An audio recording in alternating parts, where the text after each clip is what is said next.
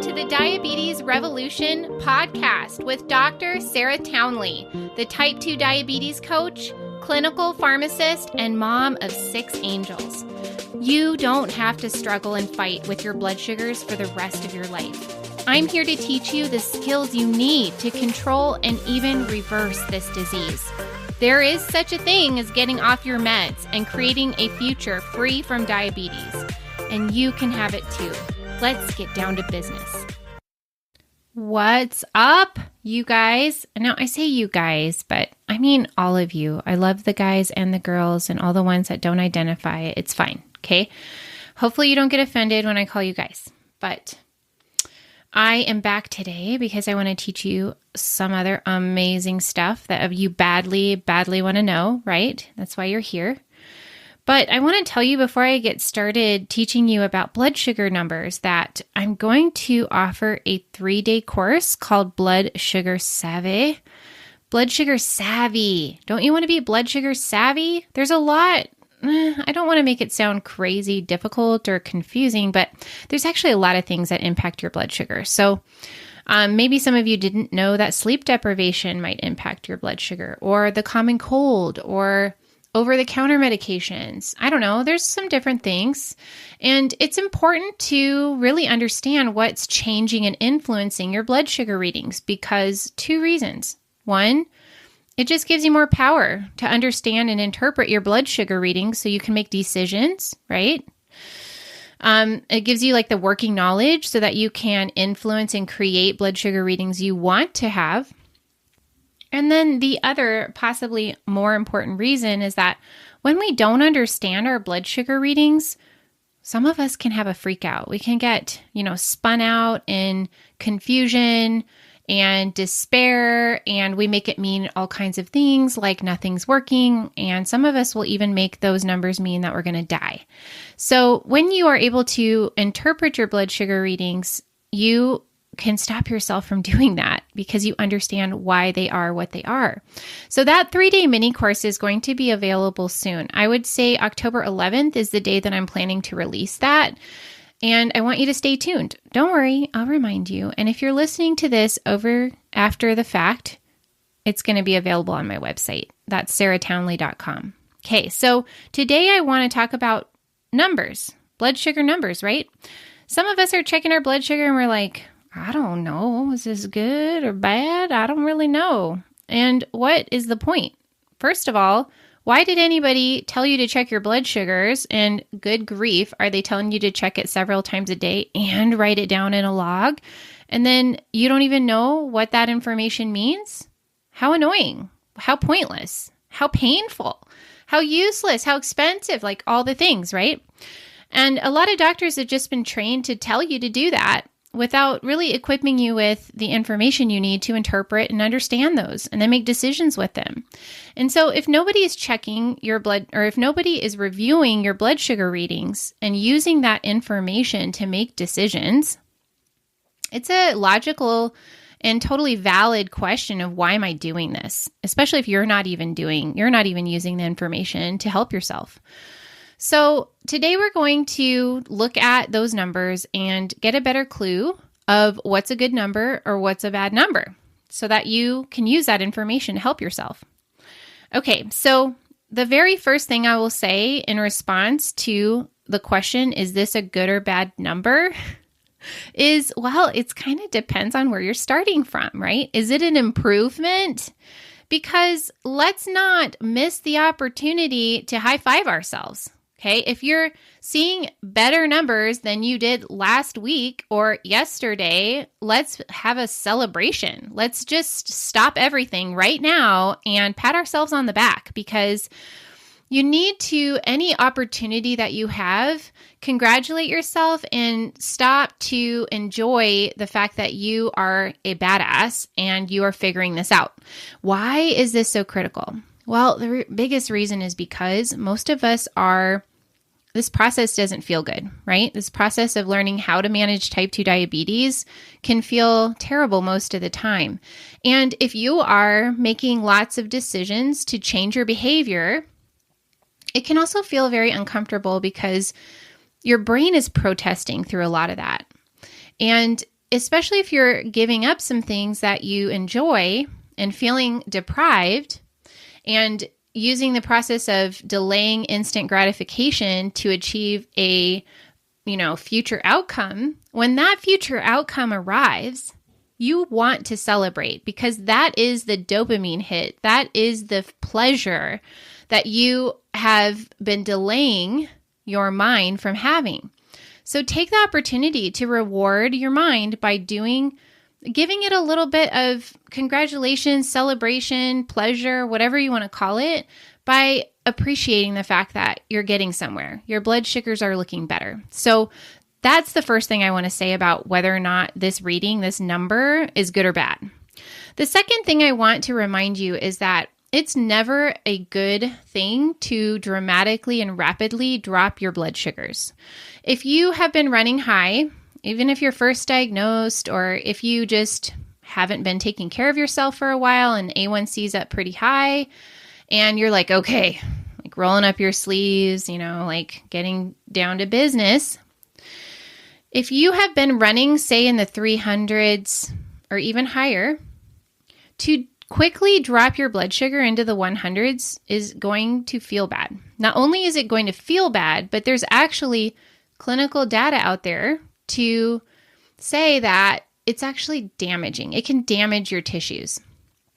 It can cause injury to your organs when you suddenly drop your blood sugars and your body hasn't acclimated to that. And remember, if you have insulin resistance, this is a process that has been moving forward over a long period of time.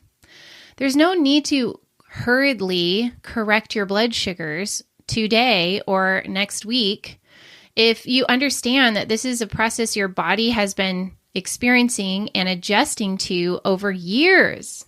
Okay, so you can just kind of take the pressure off and understand that if you feel low, if your blood sugar reading comes back in the hundreds or even in the 200s, and it's not normal per se or at goal per se, but you feel bad, like you're feeling the signs and symptoms of a low blood sugar, that's a low for your body and your brain.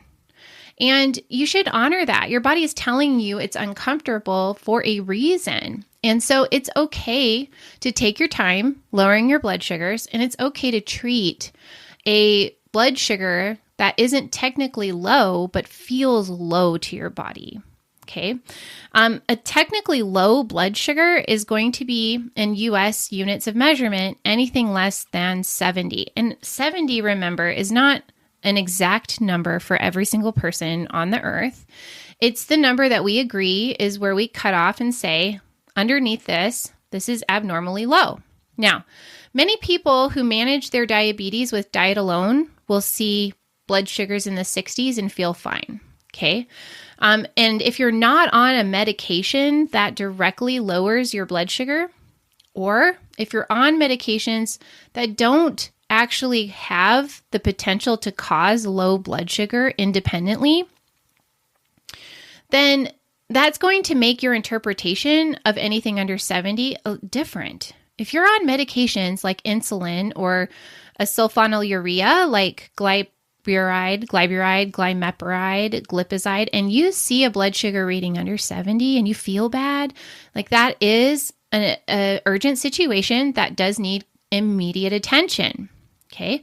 And if you're seeing blood sugars that are less than 70 and you're just on metformin or you're just on Ozempic or an injectable like that, those drugs do not independently cause low blood sugars that are super dangerous. And so I want you just to comfort yourself in knowing that nothing terrible is going to happen to you if you are on, say, metformin and you see a 65 and you feel bad. Like you're not going to be tanking per se and in danger of passing out.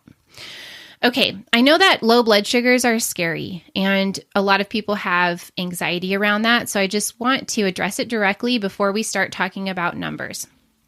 All right, so again, in the US, we use a different unit of measurement than people outside of the US. In the US, we use milligram per deciliter on a glucometer.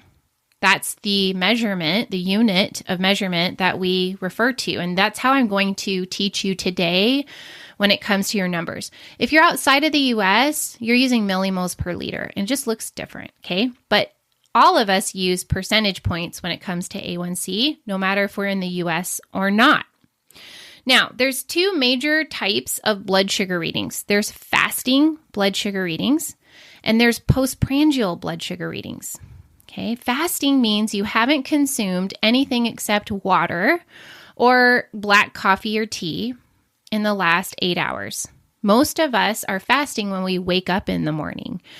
This is a very important type of blood sugar reading. Okay, I kind of like to think of it as the North Star. It's like our baseline. Okay, it's like our plumb line. And so for most people, especially if you're just checking once in a while, a fasting blood sugar reading is very important to check. It's also a reading that we use to diagnose type 2 diabetes or insulin resistance.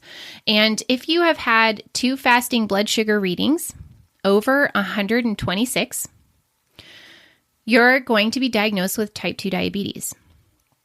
A blood sugar reading that's fasting, that is between 100 and 126, is still considered pre-diabetes. Anything under 100 fasting is considered normal.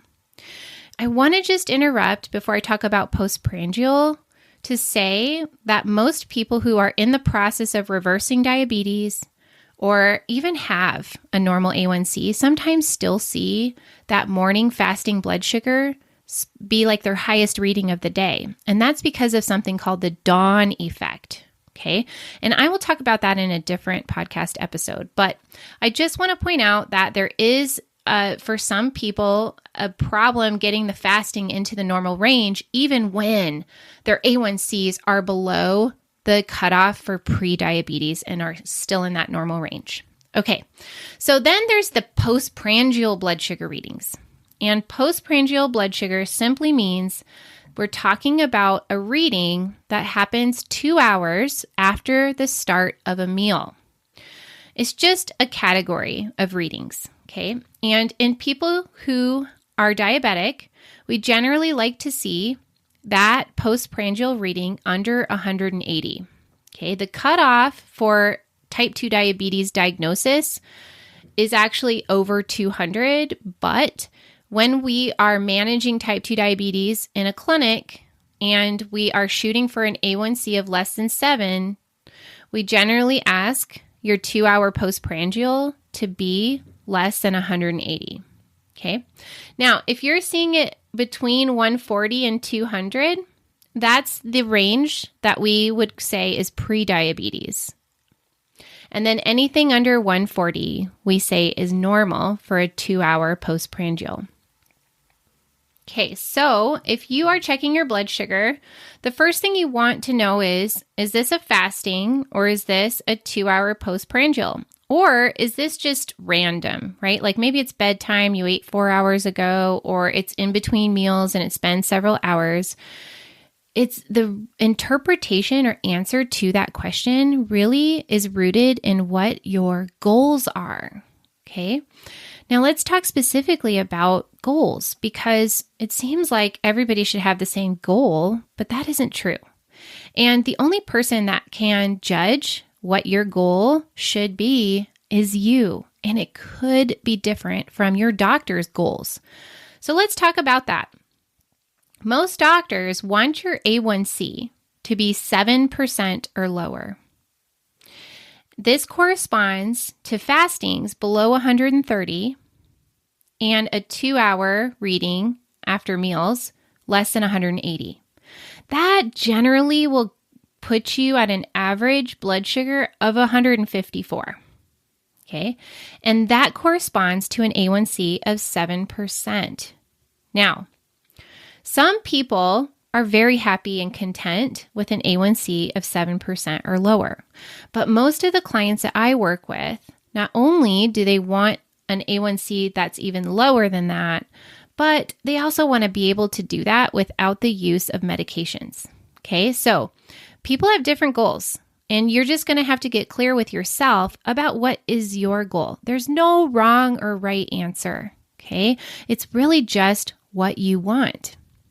And when you follow me on my podcast, I explain why my approach of using no medications and lifestyle alone as much as possible to create an A1C that is below what your doctor probably wants is advantageous. Okay. And so, but I just want you to know that I'm never going to be the right person to say for you what your goal should be. And I don't have any judgment about it either. I just usually work with people who want a different option than what the doctors offer. And if you decide you don't want that, I'm never going to be the one that needs to comment on that. Like, my opinion really is irrelevant. Okay. Now let's talk about what your goal might be if it's not the same as your doctor. So if you want normal blood sugars, your A1C will need to be less than 5.7% because that's the cutoff for pre-diabetes. It's where we say blood sugars become abnormally high. Okay, and that's it due to or secondary to insulin resistance. A 5.7% A1C corresponds to an average blood sugar of about 114. So in order to get an A1C in the normal range, you're going to be shooting for fastings consistently less than 100 and 2-hour after meal readings consistently less than 140 to get that average of about 114 or an A1C that's in the normal range. So it's up to you, whatever your goal is. And if you know what your goal is, you can start to look at your blood sugar readings through that filter and make a judgment. Is this at goal or not? Is this good or not? All right, so hopefully that helps you understand better how to interpret your blood sugar readings. Now, I will touch real quick on a topic that I want to emphasize. I'm going to do a whole nother episode on this topic because it's so pivotal for so many people in trying to reach their goals. But I call this blood sugar drama. Okay, so you probably know what I'm talking about because you've probably had some drama when it comes to the number that your glucometer is giving you in any moment in time. Okay, so what does this look like? This looks like you, and we do this with the scale too, right? So we check our blood sugar and we get the reading and suddenly we feel terrible, right? We feel frustrated. We feel discouraged or even despair. We can feel angry. We can feel hopeless, right? We can think all kinds of things just because we see a number.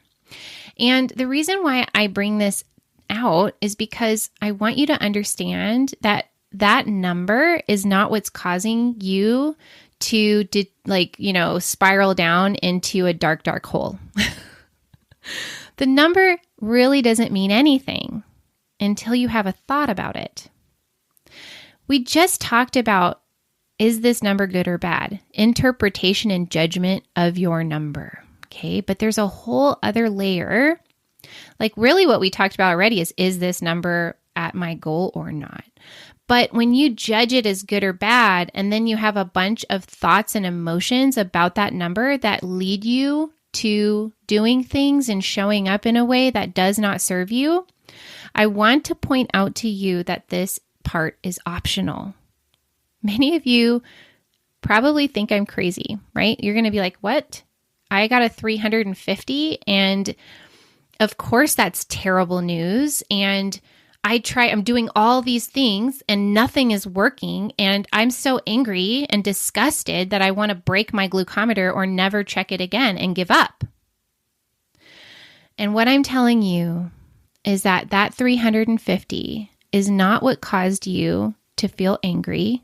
It's not what caused you to get frustrated or to avoid checking your blood sugar or give up. It's your thoughts about that 350. And I want to go into more depth on this and give you lots of examples of why the way that I'm teaching you is going to empower you. But that 350 doesn't mean anything until you have thoughts about it. And for some people, they could see that number and think, well, of course it is. I ate this or that, right?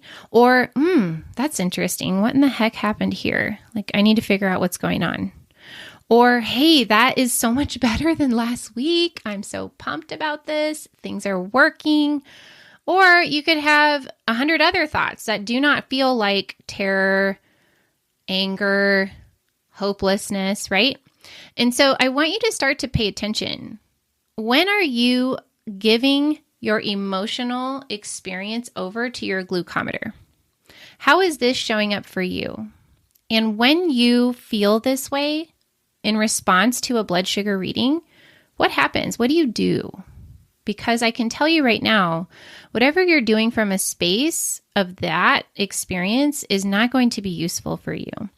And it's possible for you to have a completely different reaction if you just learn and gain awareness and direct your mind the way you want it to so that you feel and behave in a way that serves you. Okay, so more on that to come. I hope that this material we covered today is empowering for you. You can start to understand what your blood sugar monitor is telling you. And I will see you on the next podcast. High five for tuning in with me today. You are getting smarter and stronger when you show up for yourself this way. You can get more free tools to help you control type 2 diabetes on my website, sarahtownley.com. And if you're serious about ending your struggle with diabetes, join my membership, The Diabetes Revolution, where you work with me in a community of people just like you. See you on the next episode.